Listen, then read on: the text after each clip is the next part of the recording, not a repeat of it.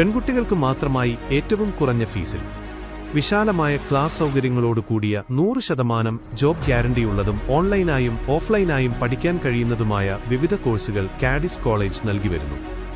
കൂടുതൽ വിവരങ്ങൾക്ക് താഴെ കാണുന്ന നമ്പറിൽ ബന്ധപ്പെടുക. സദ്ഗ്രാമം പദ്ധതിയുടെ ഭാഗമായി പെരിന്തൽമണ്ണ കാരയിൽ സദ്ഗ്രാമത്തിൽ വെച്ച് ഗാന്ധി സ്മൃതി സംഗമം നടന്നു. നജീബ് കാന്തപുരം MLA പരിപാടി ഉദ്ഘാടനം ചെയ്തു.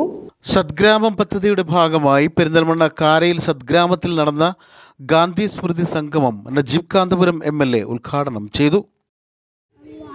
ഞാൻ ഏറ്റവും കൂടുതൽ ഫോക്കസ് ചെയ്യുന്നതും ആഗ്രഹിക്കുന്നതുമായിട്ടുള്ള കാര്യം നമ്മൾ ഈ മുമ്പിലിരിക്കുന്ന ഈ കൊച്ചു കുട്ടികളിലെ അല്ലേ, നിങ്ങളുടെ ഏറ്റവും വലിയ സ്വപ്നങ്ങളല്ലേ മുമ്പിലിരിക്കുന്നത്.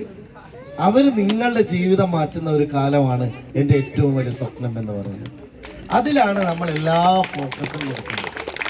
അപ്പോൾ നമുക്ക് കുറേ കാര്യങ്ങൾ മാറ്റാനുണ്ട് അല്ലേ അല്ലേ താത്ത? എന്താ നമ്മളെ ജോലിൻ്റെ കാര്യം അങ്ങനെ തന്നെ കിടക്കുകയാണ് അല്ലേ? അപ്പോൾ സ്വാഭാവികമായിട്ടും നമ്മൾ വിചാരിക്കുന്നത് പോലെ ജീവിതത്തിലൊരു മാറ്റം ഉണ്ടാക്കണമെങ്കിൽ നമ്മൾ കുറേ കഠിനാധ്വാനം ചെയ്യാനുണ്ട്, കുറേ പരിശ്രമിക്കാനുണ്ട്. അപ്പം ഇതൊന്നും പെട്ടെന്ന് വന്നു ചേർന്ന കാര്യങ്ങളല്ല. കുറേ കഷ്ടപ്പാട്, ബുദ്ധിമുട്ട് ഒക്കെയുള്ള ഒരുപാട് ആളുകളുണ്ട്.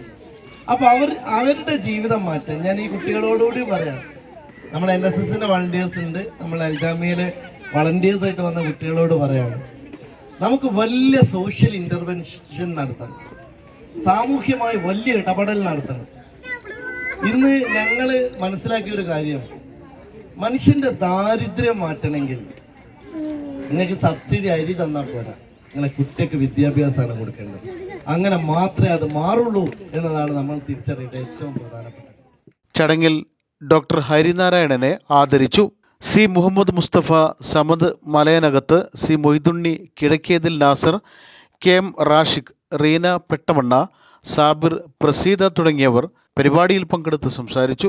അൽജാമിയ കോളേജ് NSS വിദ്യാർത്ഥികൾ, നാട്ടുകാർ തുടങ്ങിയ നിരവധി പേരാണ് പരിപാടിയിൽ പങ്കെടുക്കാനെത്തിയത്. പരിപാടിയോടനുബന്ധിച്ച് സദ്ഗ്രാമം നിവാസികളുടെ വിവിധ കലാപരിപാടികളും അരങ്ങേറി. News bureau, Perinthalmanna.